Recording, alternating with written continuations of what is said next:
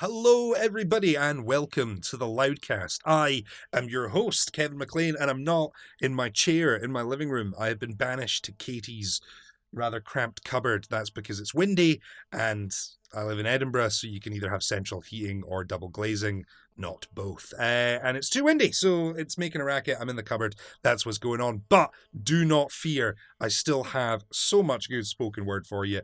We will be joined by an amazing guest in Beck Sherwood. It's going to be a tremendous show. And thank you for watching if you're on YouTube, listening if you've downloaded this as a podcast. We really appreciate you tuning in. It means a lot. But we're going to kick things off this week talking about comedy. That's Bexy's MO. We're excited to have her on. And so I thought, yet again, I'd set the mood a little bit, and we are going to kick things off with easily one of the funniest poems I've seen in the last couple of years, even. It's from our show back in 2019 when Angie Strachan joined us and performed the Ayrshire Seagull Massacre with the one and only Jack Hinks on musical accompaniment. So check it out.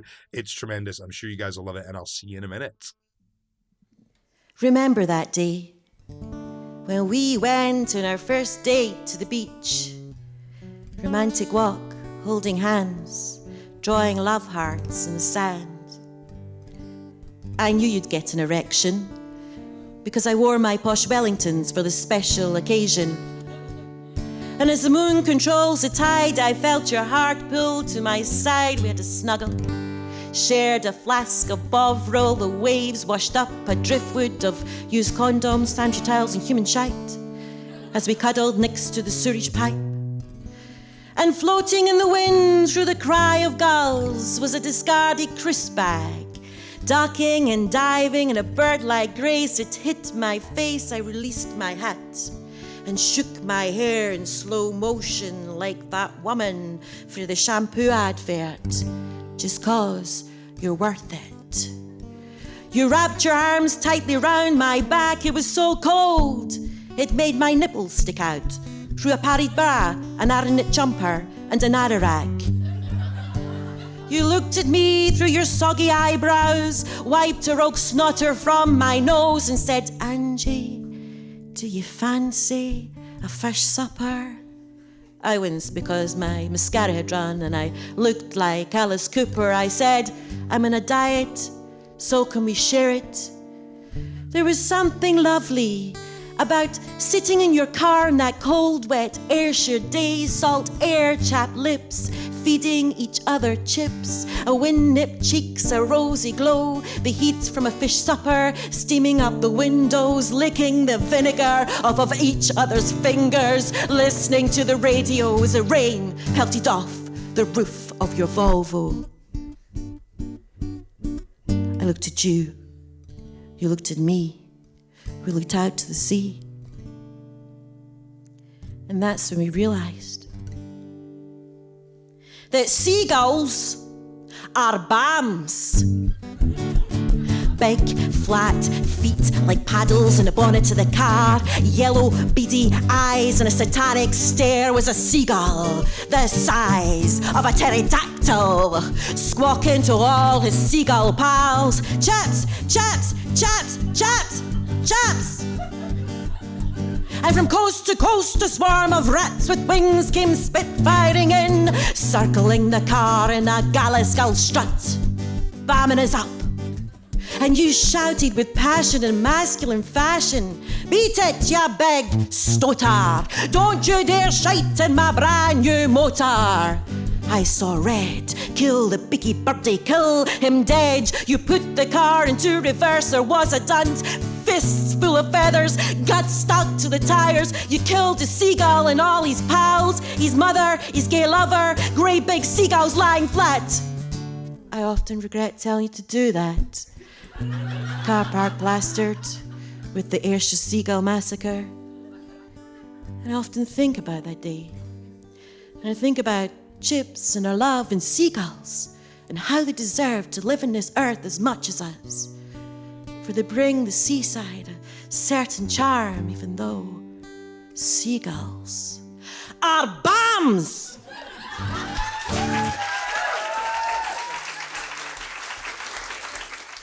And that was Angie Strachan with the Ayrshire Seagull Massacre. What a poet, what a performance. Absolutely stellar. Angie is always hilarious, always on top form. But I think when joined by Jack there, that is something truly special. Jack Hinks, I'm blown away by how he constantly knows how to, accompany these poets with so little preparation, so little time to get that ready on our live shows. Stellar stuff. But we keep on moving with some extra funny stuff from a bit older in the archive, the I Am Loud archive. We're going back right to, I think it's our first ever Fringe run, 2014, might be 2015, I'm not totally sure, but it was an amazing standout performance by a great friend of ours, and I guess we're always super happy to have Harry Baker, the youngest world slam champion, all his amazing accolades. You know who Harry Baker is. But yeah, he came up for Fringe. We were lucky enough to get him on board, and he performed his Monopoly poem, which is done to the tune of One Direction. And he did that with our live band. It's an absolutely amazing piece. It stole the show that night, and it's been one of our favourites for a long, long time. So please do check that out and enjoy Harry Baker. I don't normally get to play with a live band, so I thought we'd have some fun. Are people familiar with the up-and-coming singer-songwriters One Direction? Perfect. So they have a song called What Makes You Beautiful, and the hook is kind of, you don't know you're beautiful, and that's what makes you beautiful. It's about a lack of self-awareness.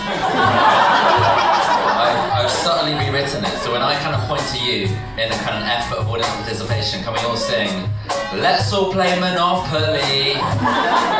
So this is a song about Monopoly. I thought I'd stick with the kind of heartfelt message with the first line.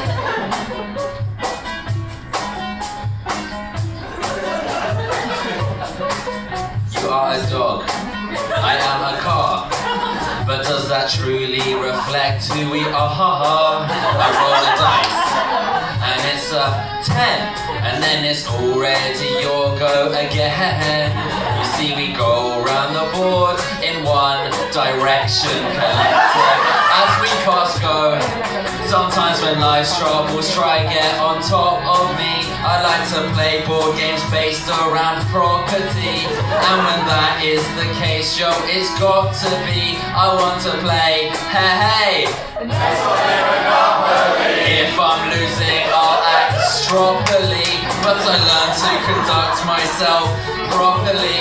And when I'm on a roll, there's no stopping me. I want to play, hey, let's all play Monopoly. Play, hey, let's all play Monopoly. So obviously the original is missing a kind of rap breakdown.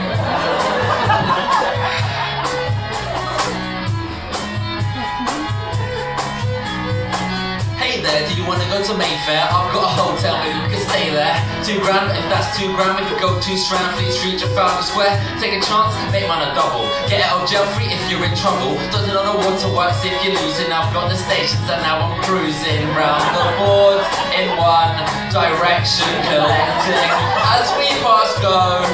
Sometimes when life's troubles try and get on top of me, I like to play board games based around property. And when that is the case, yo, it's got to be, I want to play, hey, let's all play Monopoly. If I'm losing, I'll act stroppily, but I learn to conduct myself properly. And when I'm on a roll, there's no stopping me. I want to play, hey, let's all play Monopoly. Play, hey, let's all play Monopoly. Old Kent Road and Whitechapel, Angel, Islington, Euston, Pentonville, Pall Mall, Whitehall, Northumberland. You know on Photoshop there is no cropping me. I prefer cauliflower to broccoli. Fun if you wave it round floppily. But you know what's even more fun? Let's all play Monopoly. Sometimes when life's troubles try to get on top of me, I like to play board games based around property. And when that is the case, yo, it's got to be, I want to play, hey, let's all play Monopoly. If I'm losing, I'll act stroppily, but I learn to conduct myself properly. And when I'm on a roll, there's no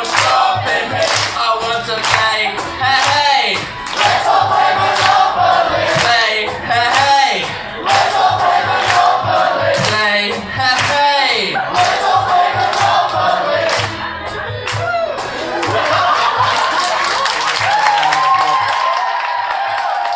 Yes, let's all indeed play Monopoly with Harry Baker, not my sister, who's a cheater. Let's not get into it. Monopoly ruins families. Anyway, amazing piece by Harry Baker. It was a joy to have him at the Fringe. Hopefully there will be a Fringe sometime again, and Harry will be our guest. Let's see when we get out of this. But for now, we keep on rolling with some more funny poetry for you guys. This week's performance piece poem that we put out from the YouTube channel was the one and only Andrew Blair with careers advisory test results for Robert Douglas Thomas Pattinson. So sit back and enjoy that, guys. I'll see you on the other side. This is a poem. I have a series of poems which several publishers have described as rabidly uncommercial.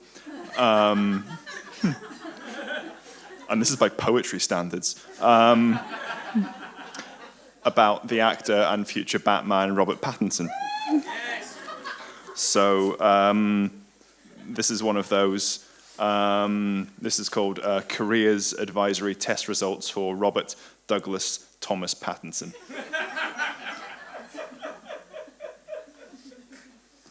You, Robert Pattinson, you will be someone who designs security shutters for small independent high street retailers.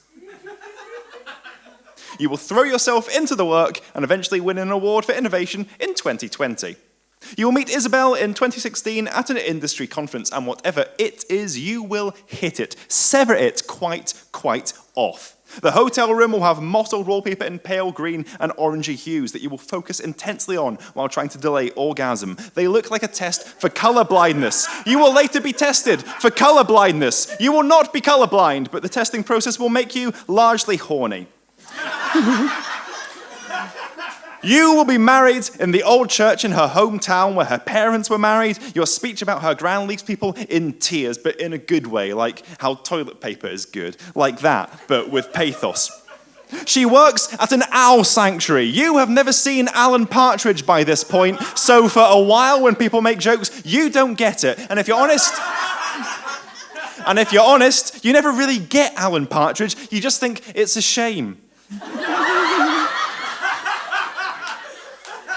Your first child is a girl, and Isabel thinks she should be called Lynn. And then you realize that this is another Alan Partridge reference, but by then, it's too late. You will meet Sandy in 2021 at an industry conference and become deeply aware of how she reminds you of Isabel without the baby and the references that are beyond you and the things you don't want to call baggage but are unable to find a different word for that conveys a benign version of the same meaning. But mainly, it's the baby, which is pulling focus in the Pattinson household somewhat. So when you meet Sandy in 2021 at an industry conference, you will be tempted to let history repeat itself. But you will not, despite the shared glance that confirms you both know there is want. There is want. When you return home and postpone confession for a better time, you realize a better time will never be a good one. And after the better time, Isabel will not say anything for about 78 seconds. Her teeth will be gritted so firmly as to seem fixed in place forever. Then she will get up and leave the house. You will hear the car start, hear the slow rising whine of a motor as Isabel carefully three-point turns out of the drive in contrast to your swift and decisive exits. She will return half an hour later and sleep in Lynn's room that night. The next morning, she will not mention it, and gradually you return to something resembling your normal lives, the sword hanging over your heads gradually withdrawing until the day you realize it's another example of something that has pulled focus. In 2022, the shutters you designed that won an award for innovation will be discovered to have a significant design flaw that allows them to be raised manually from the outside. Every single one of them has to be reinstalled at significant costs. The company is sued by some businesses who have their premises broken into. You will be moved sideways, Robert Pattinson, so the company is seen to be doing something and then quietly fired in 2025. Your attempt to reinvent yourself as a consultant will be short-lived. You and your family will move to a smaller house and have no more children, partly for budgetary reasons. Your attempts to receive benefits fail as Isabel is earning over £18,000 per annum at the Owl Sanctuary, topped up by your occasional freelance work. You'll resist attempts by your and Isabel's parents to give you financial support out of pride. In 2030, you will give up. You will not try to get a job in the field of design work any longer. You will try to find some other means of income. In 2031, you'll get a weekend job at the garden centre. In 2031, you'll get a full-time job at the garden centre. They like you there. They like you there. You work hard to swiftly gain product knowledge. In 2032, you will feel relaxed for the first time in 7 years. You and Isabel will be okay by then. Not great, just okay. Lynn has started attending a public school as your parents insisted that they would pay for it. In 2039, you downsize to a small village near the garden centre that you now manage. You will gain a reputation after deciding to volunteer at a life drawing class. You could have been a model, Robert Pattinson, people will say. Isabel doesn't seem to mind. Lynn is slightly embarrassed when she brings friends back from uni, and some of them fancy you, especially after hearing about the life drawing thing. You will overhear Lynn and Isabel arguing about whether they can trust you shortly after this. Lynn does not bring back any friends from university again. In 2044, the garden centre's owners will announce they are looking to sell up. In 2045, they write to inform you the garden centre will need to hit certain levels of profit to remain viable. In 2046, Robert Pattinson, you will have a heart attack in the garden centre and you will die in hospital after a second attack. Isabel will be with you, but not Lynn. Lynn will have moved to Australia with her partner by then. Isabel will be crying, and your last moments will be full of doubt as to whether she is crying for your ebbing or for the years she has wasted on you, a man she could never fully trust. Your last words will be an apology, and Isabel will grab your wrist and attempt to smile. Your last emotional experience will be one of profound relief. Your last thought is that you killed yourself that day in the hotel with Sandy, even if nothing happened, but you will die before you feel anything about this thought. You will be cremated. At the funeral, someone will be wearing a black jacket with the Castrol GTX logo on the back.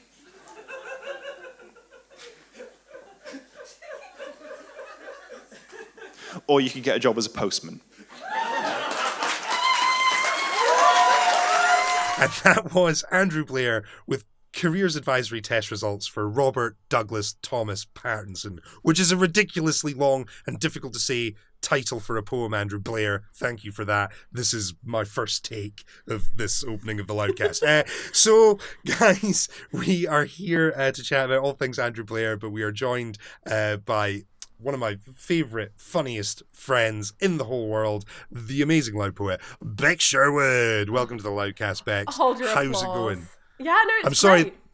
that was a terrible intro, but I've done like 4 of these for just getting Andrew, so I'm not doing another No, one. it's fine. It's okay. I don't need any introductions. I'm timeless. Yeah. So how are you doing, Bex? I've missed your face. We haven't seen you on the Loudcast for a few weeks. I know. I miss you too. Thanks for having me. I'm okay. Yeah. Oh, yeah. Just thank you for taking some of your time out of this infinite stretch of nothing in front of us. That's I'm working full time. Speak for yourself. Girl is busy. I got stuff to do. But yeah, it's good. So how have you been coping post NaPoWriMo? Do you miss writing a poem every day, Bex? Oh yeah, I cry myself to sleep at night because I haven't written a poem. No, it's great. I'm back now being able to write poems when I want to write poems, which is fab. Which is never. which means I've written no poems, obviously. But like, it's fine. You know, you got to have breaks from things to come back. You know, absence makes the heart grow fonder, and other lies I tell myself to make myself feel better about not writing any poems. Good. I look at people like Dan Simpson. Dan Simpson writes a poem every day. What's wrong with him? He's a maniac. We know That's this. my question. What terrible thing happened to him to make him like this? I'll never know. We love Dan Simpson. Go and buy him a coffee on his Ko-fi page. Yeah, we are here not to talk about my weird love for Dan Simpson, but instead Andrew Blair's weird love for Robert Pattinson. I don't know if you know this, Bex, but this is not Andrew Blair's first Robert Pattinson poem. Yes, I've heard a couple. I don't know how many he has. I don't think it should ever be fully disclosed for the sake of public safety. I'm also surprised he doesn't have a restraining order on him at this point from the actor Robert Pattinson. But maybe it isn't the actor Robert Pattinson, because he never mentions his acting career. Maybe it's just like another dude called Robert Pattinson. In some of his poems, he's very specific. Oh, okay. How long have you been in the sort of spoken word scene in Scotland? So it will be 3 years in August. 3 years in August. Yeah. Right. Well, this, like, for example, to give you some context to his Robert Pattinson love, we did our first Fringe run in 2014, 6 years ago. Yeah. And we did a show at St. John's Church on the west end of Princess Street. Mm-hmm. And Andrew Blair did the gig for us. and he did a poem where he just screamed facts about Robert Pattinson that were mostly lies to the audience, and then he stopped halfway through, climbed down off I was going to say the stage, the altar. He climbed down and flyered the full front row and then got back up and just started screaming lies about Robert Pattinson again. This is a problem for him. Or not for him, but for us, that he does this. Well, we still facilitate it, so it probably is a problem for us as well. I think it's great. Why wouldn't you? You know, why would you write a poem about something boring when you could scream lies at people about Robert Pattinson and have them pay to hear it? That's fab.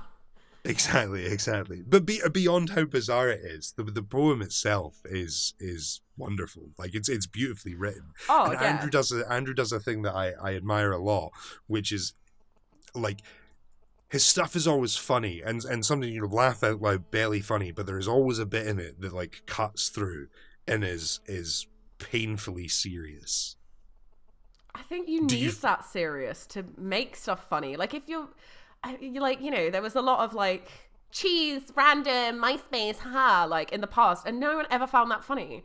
But people laugh at serious things all the time. It's great. It's totally the way to do it. If you're just nonsense, then like you're not inviting people to like get on board because it's completely unrelatable. Like it's totally relatable. People remember having career sessions at school and being told they were going to amount to nothing. Maybe that was just me, but I have a vivid memory of that. Surely Robert Pattinson would have had career advice from school and they weren't going to be like, don't worry about anything, you're going to be Batman. Like, yeah, you know. it's like it's for me. It's I described when I was talking to this about Perry, and I was like, "Have you seen that episode of Rick and Morty where they do the game Roy?" Oh my god, yes, yeah, it totally is. It's like that for me. It's the poetry version of Roy. It doesn't matter that it's Robert Pattinson specifically. It's the map of any life, the moments that you would take as personal things, you know what I mean, like an affair, a child, all these things, and it's boiled down into a map laid out for you in 6 minutes by this random teacher. It's like reading the palm of Robert Pattinson. Yeah, but that's my kind of thing of like, but whether it's Robert Pattinson, you put yourself in for it. Like imagine that someone could scope out your whole life. It becomes kind of like haunting, and you know there's a sort of terror in it that you could map someone's whole life out like that, like that sort of unnerving Roy episode. Yeah, no, I love it though. I think there's so many things in it which are just hilarious, and they're more funny the more you think about it. Like he says, like, oh, in 2020 he won an award for the design, right? Which obviously isn't happening because it's 2020. But like, and then like it's 10 years or something crazy before anyone notices the design flaw, which is you can open it from the outside. What? Yeah. Like that would be noticed immediately. It's amazing. Like. Just callbacks and references. Ugh, so good. One of the things that I think again that's kind of so spectacular about specific like comedy poetry, and Andrew's a master of it. Like, he's been doing his style of stuff for a long time in the scene, and it's I got a lot of respect for comedic poets. Like I dabble. I'll do little bits of funny. I'll throw a joke here and and here or there. Mm-hmm. But people who do funny sets in what is a show, like if you're booked for our show like Andrew was, he was probably on there with 3 other fairly serious poets doing fairly serious stuff, mm-hmm. and then all of a sudden you've got to come out and carve that niche, and a poetry audience isn't prepared to laugh like an audience at a comedy nightclub would be. Like, do you find that as someone that does? Yeah, definitely. I mean, I think the reason I do poetry rather than a stand-up is because the expectations are lower. No, it's not true. That's not true. But yeah, I mean, there's a certain element, and this is the same with comedy as well, where you need to invite people to laugh at you, like, because if you're too afraid to laugh at yourself, then it doesn't invite anyone else to laugh. They're like, oh, well, if I laugh at her, am I laughing with her? Like, for me, I don't care what you're laughing at as long as you're laughing. Like, that's great. Because that's the purpose. Like, the purpose of my poem in, like, talking about, like, humor, or, like, the purpose of Andrew's poem, talking about Robert Pattinson, isn't actually to inform anyone about Robert Pattinson. Like, that's not the point of it. Yeah. The point of it is, many things, but predominantly, humor and the absurd, and inviting people to kind of think less black and white about people. And I think that's important, but also it's funny, so why not? I think it's funny, and I know you're making the joke there of, you know, that it's more forgiving, right, than stand up. But there's a thing there where, like, you if you're a stand up comic, even a new stand up, you know, kind of making their way, you can do gigs, but the audience have gone, like, I firmly believe a stand up audience has gone to a stand up show wanting to laugh, right? It's the reason you don't laugh at a stand up special at home is because there's something about the space and the mood and the aim to go and laugh there. Yeah. That isn't there at a poetry show. You know, like, people aren't going to most poetry shows going, this is going to be a giggle. This is going to be so much, like, what a night we're in for, rip-roaring fun. Oh, I hope they do their poem about their dead cat. Like, no. Yeah. Like, people can be looking forward to, you know, the same way you're looking forward to a great piece of theater or, you know, a musical concert, you know, like, especially classical or all that. Like, but is that not then harder for someone like yourself, who is a comedy poet, to get an audience in a space to laugh with you? Well, I mean, it's as you were saying earlier, when, particularly in our gigs, when you do like a Loud Poets show, you're on with very different people, and I know that it's something that, like, is focused on to make sure that there is a variety there. So, I mean, I've gone to gigs before where I've gone and done poems like that I did the week before, and they got like such enormous laughs and everyone had a great time. And I've gone to like little open mics where I'm doing these poems that have previously been, you know, great, and no one's laughed. And it's so uncomfortable and awkward because you're just like me going, haha, aren't I so funny? And everyone in the room going, no. So it's killer. Like, if you get it wrong. What do you think the difference is? What do you think that is missing between those two sort of arenas of where you're putting that then? Well, I think part of it is when I'm doing a set is I'll do some kind of, I love doing a set. That's my full jam is a set, because I love the audience interaction. I love the storytelling. I love the attention. So I'll do a set and I'll like introduce myself, and it's normally like making jokes about myself at the beginning to invite people to laugh. I think poetry is actually a great platform to have one comedic person or a couple of comedic poets and then other things, because you want to explore all of the human emotions that you can. And normally, like, comedy is like such a standard in poetry as well. Like, you think of poetry slams, there's no, like, the traditional format of like the 3-round slam is like funny, political, sad, right? You always kick off with that funny, and you want people to kind of get on board with you and laugh. So it's the way you present it. Normally when I've done like open mics, the one that particularly sticks to my mind is just like, you know, like when you're lying in bed at night and you're waiting to go to sleep, and you've not thought of anything, and then suddenly like a horrible memory will just appear, and you're like, why? I didn't do anything. I was just like lying here. This particular gig is one of the things that comes back and haunts me. But there's lots of musicians and things like that, and I think like they weren't really expecting my kind of poetry. There was only a couple of other poets on the bill who were like very new, and it was a particularly like political event and things like that. And I think I honestly, you can't ever blame the audience. Like, it's not their fault if you've done the wrong kind of thing. It's never the audience. It's always you. It's maybe the promoter for letting you do that gig when it's, you know, that audience isn't going to be primed. Yeah, the promoter had a great time. They were the only person laughing. I was like, this is not the vibe. But then it shows the importance, and I think it's something that's undervalued. Like, when we talk about the spoken word scene, we talk about the poetry, obviously, because it's the integral part of it. But in performance, in being a, you know, performance artist, a live performance artist of any ilk, you need to be able to engage with your audience. Mm-hmm. Like you said, like the way you introduce yourself, the way you speak in between poems is as important as what you're saying and how you're performing your pieces, right? Like, even if you're not a funny poet, that should be advice for everyone. You need to think about like how you're introducing things, how you want to present yourself in your work. I guess more important for a comedic poet, right? I don't know. I would say, I've always loved the bit in between. I know for some people they get quite nervous because they want to just present their work. They're not necessarily presenting them. And at no point in any of my poems do I, like the ones that I perform the most, I'm never really talking about myself. Like, it's never, you know, going back to podcast 1, it's, you know, the speaker's voice rather than it being me, which means that I can only show who I am in between the poems. And obviously some of the poems that I have are like me specific, like me going on about Danny Dyer or whatever. No one else is like experiencing that. That is super Beck specific. That's very specific. And it kind of, to invite people to feel the way that you want them to feel, or to experience the words in the way that you want them to experience it, you kind of need to let them know who you are. Like you can't just go out there and do a thing and expect everyone to get it if they don't know who you are. Like you've got to present yourself, even if the words you're saying aren't fully representative of you.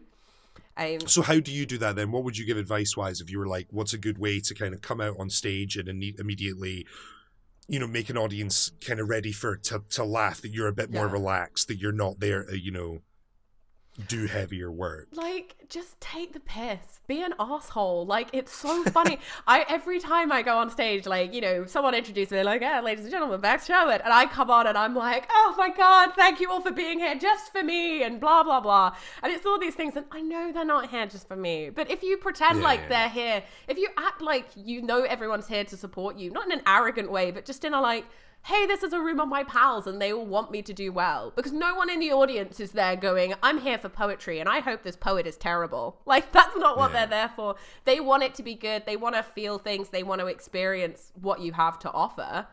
So just let them.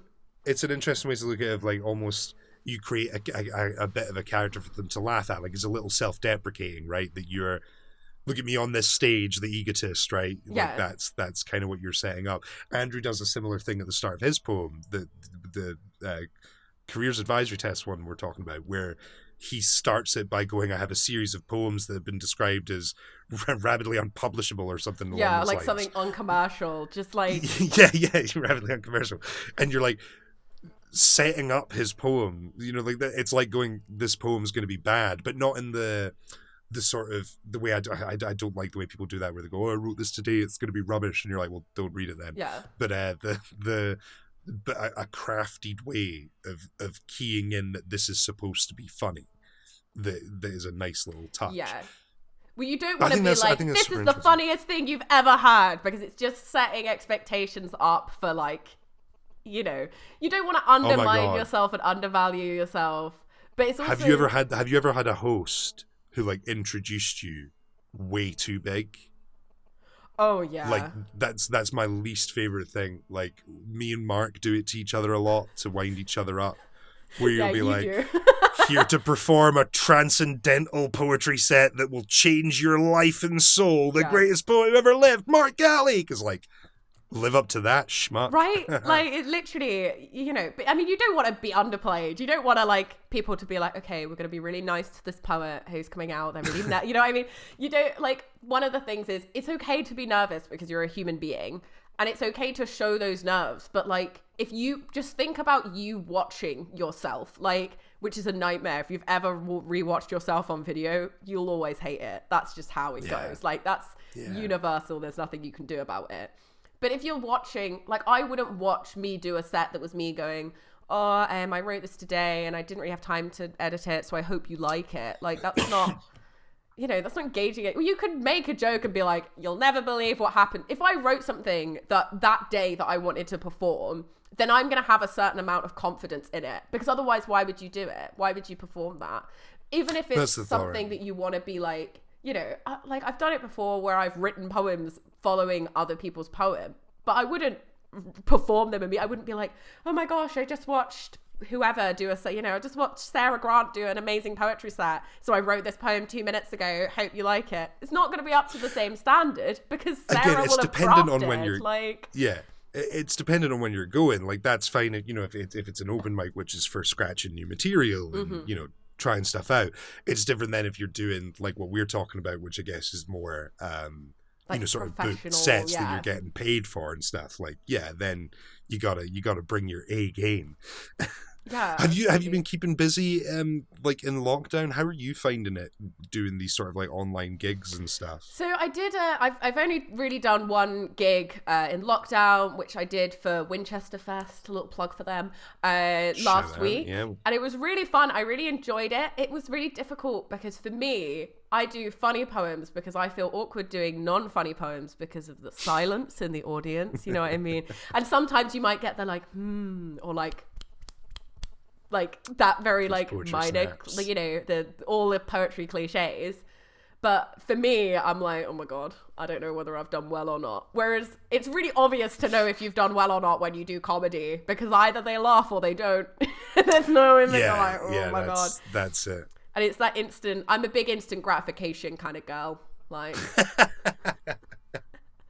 I meant to ask you as well, actually, because me and Mark were talking last week about surreal poetry, which kind of crosses, you know, the line. You know, there's a Venn diagram somewhere that surreal and comedy overlap. yeah, definitely. And I'm talking to a woman obsessed with cows, just to point that out. So yeah, that definitely overlaps.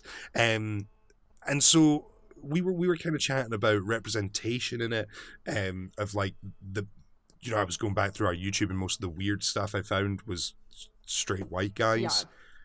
Yeah. Like, as someone who's not a straight white guy, do you have a slightly more informed opinion on that than Mark or I? Well, I mean, it's Because difficult. you know, you get weird, right? So like, Oh, yeah. what is that? I mean, why does that appeal to you over, I guess, talking about you know, issue based stuff? Because like, you've had stuff in your life, you know. yeah, I mean, everyone has. And for me personally, the way that I deal with things is I've never used poetry as therapy, because I don't think the poetry is therapy. If writing things down helps you, then go for it. Obviously, it's your life. You do what you want to do. But like, the audience are not here as your psychiatrist. They're not going to fix your problems, right, by you ranting at them.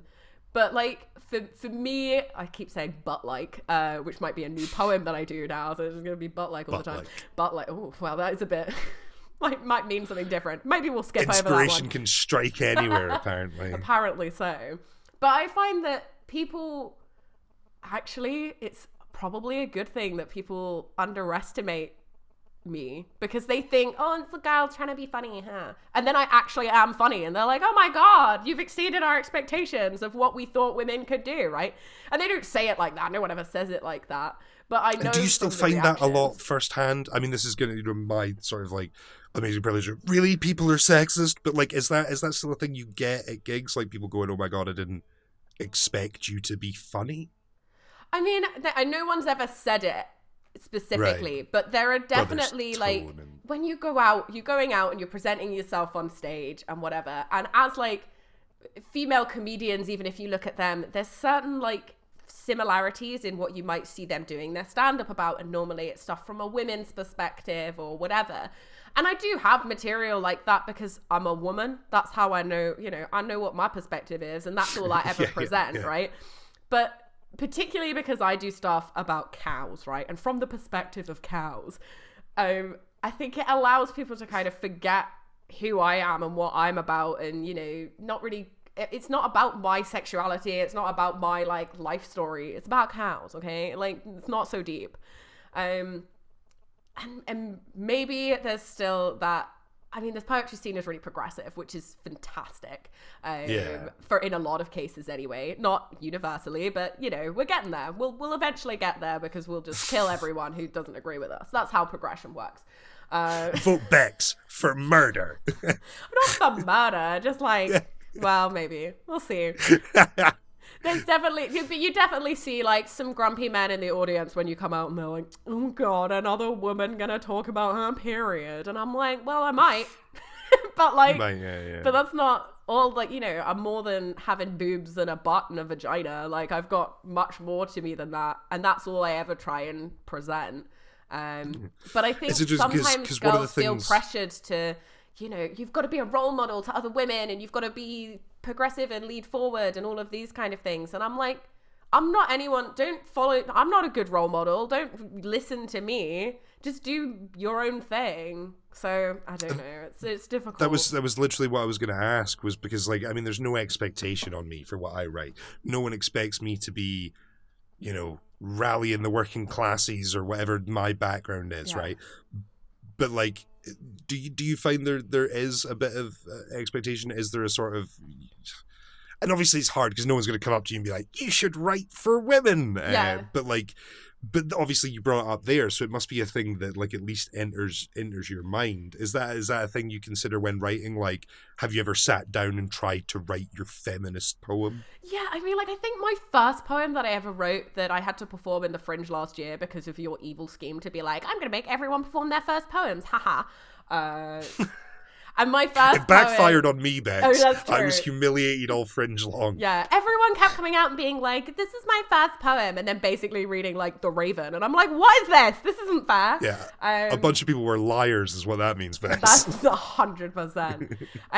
But I think that, I mean, there's a societal pressure on women anyway that you can't ignore it. It's just part of the whole thing. Where, you know, you're kind of expected to talk about stuff that women talk about. Whereas there isn't really, like, stuff that only men can talk about. But there's stuff that, you know, you think only women can talk about and whatever. And I just don't want to play by those rules. I think it's redundant. And also there's loads of female poets and non-binary poets that talk about these issues in such an eloquent and beautiful way that's really from their perspective. And I don't feel like I can add anything to the conversation. You know, I'm like, I've obviously experienced some things, but for me, the things that I've experienced have taught me personally things and made me who I am now. And I really like who I am now because I'm great. So why would Me too, Bex. I like who you are now. Thanks, doll. So I don't see the necessity in having to like talk about these feminist issues. And that's not to say I won't in the future, but just for now, I'm like, if I'm going to be a role model for something, I don't want it to be because I had trauma. I want it to be because of stuff that I do and I create from me. And that's I think more it's interesting important. because like a lot of people would find it hard to force funny. And forced funny is never funny. You know what I mean? Like you just like the jokes are there. You can figure it out, or you can't. You can't crowbar something into funny. You know, it's maybe people don't think of it.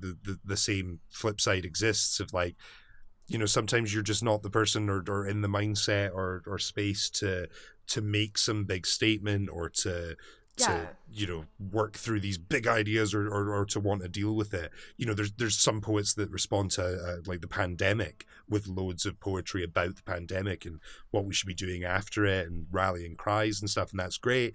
But I'm sure there's plenty of poets who are just writing nonsense because it's an escape for them. So it's like you do need to give space for both, I think.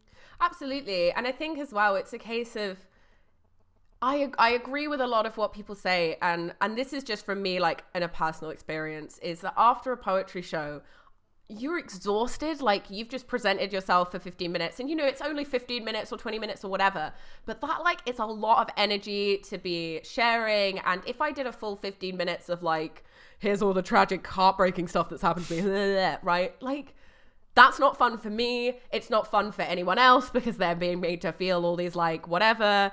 Afterwards, it kind of invites, like I've had this happen to me mainly at open mics, and I don't want to criticize anyone who does this. It's totally up to you. But for me, I wasn't ever able to kind of deal with the fact that afterwards people would come up to me and be like, oh, your poem about X, Y, and Z really spoke to me because I also had a similarly traumatic experience. And I'm just there, like, trying to get a vodka, like, trying to deal with my own adrenaline. And then someone's up to me and being like, oh, yeah, I really felt that way when my gran died. And I'm like, oh, yeah.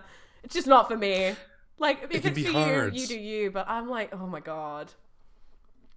It can be hard because you want to, you know, you do want to empathize. You know, people have been moved. That's beautiful. That's the aim of what you're doing, right? You want to be thankful for that. But at the same time, you have just shared your bit. Maybe you don't want to go over it again. It's an odd thing, poetry, because it really does evoke those reactions. Like I remember, one of the big things I was mentioning when me and Kate are talking about, you know, authenticity and people assuming that poems are real, is when I did that poem about my mum passing away.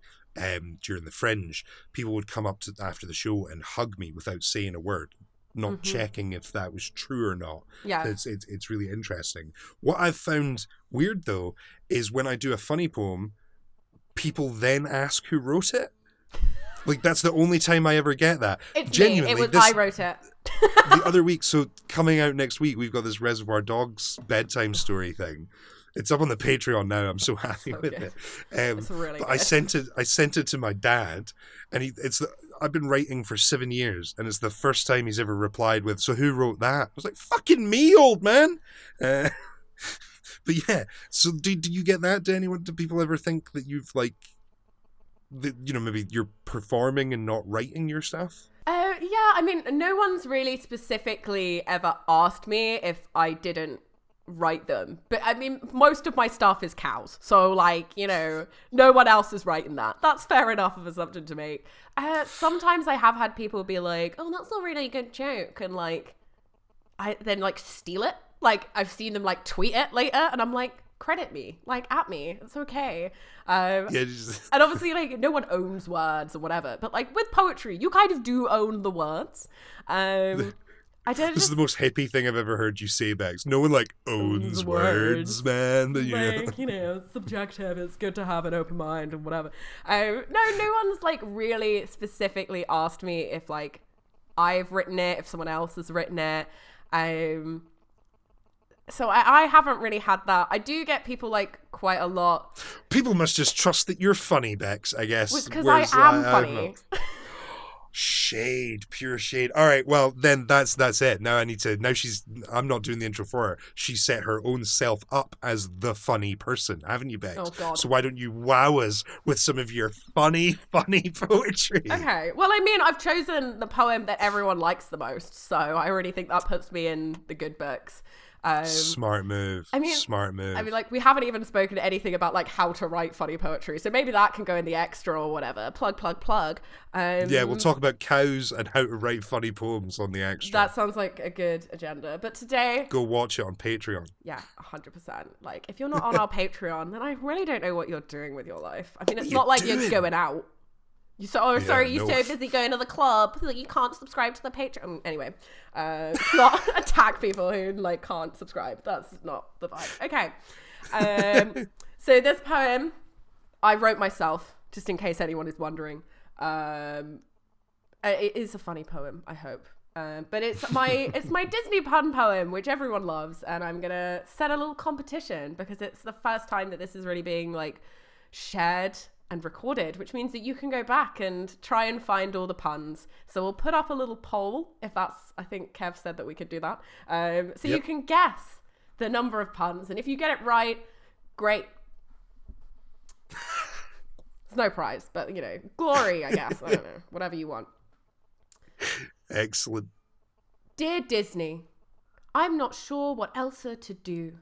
I'm trapped, scared, frozen even. And I don't know if you'll take me seriously, but I just can't let it go. See, Disney, I'm past 25. I followed your advice, didn't tell lies, let my nose stay the same size, wasn't so into wishing on stars, but I kept it real, boy. I couldn't brother bear the fact that I felt betrayed like Simba. Deception, disgrace. You lied to me right to my face. You told me someday my prince would come, and I've kissed my fair share of frogs, probably kissed some toads too along the way, and they just want to put their wind in my willows. I'm trying to be brave, but looking for a hero is like searching for Atlantis or finding Nemo. I had a dream that all I'd need to do is sing, but my poor unfortunate soul, I didn't know my future was more savage than Gaston being nominated for a Nobel Prize. I'm hypnotized, like Mowgli from the Jungle Book, dropping my standards like Woody when Andy's coming. I know these movies inside out. I'd go Jafar to say I'm an expert. Make Peter Pan jokes so niche they never land, and I don't know what I've done wrong. I just want a man with no Jack skeletons in his closet, a Prince Charming, someone truly incredible. Maybe I just need to get into a new groove, seek out someone who has the bare necessities, a Baymax who'll drive me wild like in Cars, not in Cars 2. On reflection, I don't need a man. Call me Quasimodo because I've got a hunch. I'm not going to follow the lead of Moana and Merida. I'm going to make some friends on the other side. That's right, Cruella. I'll be the evil queen, a true diva of the royal scene. It can be a whole new world. Who knows how far I'll go? Disney, I gave you a chance. I wanted to be your guest, but here I am watching Shrek because I've moved on to somewhere where the dream works. Thanks. Amazing stuff, thanks. I love and hate that poem I know. In equal measure. Yeah, it's fine. Puns aren't for everyone. It's the Neverland is just, that's painful. Yeah, savagery. But that is Bex Sherwood. Bex, where can people check you out, keep up with what you're doing, and follow along? You can follow me on @BexPoet on literally everything because I like to keep it consistent. Nice, not like Mark, who I think gave out the wrong Twitter handle last week. Yeah, I think he did, but it's fine. No one Pretty sure he follows did. Mark on Twitter anyway. Oh, Love you, Mark. shade. Well, I guess we'll see if Mark makes it to the end of the podcast in his viewing, won't we? Because we'll know if he kicks off at you. Yeah. Bex, thank you so much for joining us. As we said, Bex is going to Thanks. stick around for a little bit and have us a bit more of a chat on the Loudcast Extra. You can check that out on Patreon right now. It'll be up and live. So yeah, come and check out us having a bit more of a chat.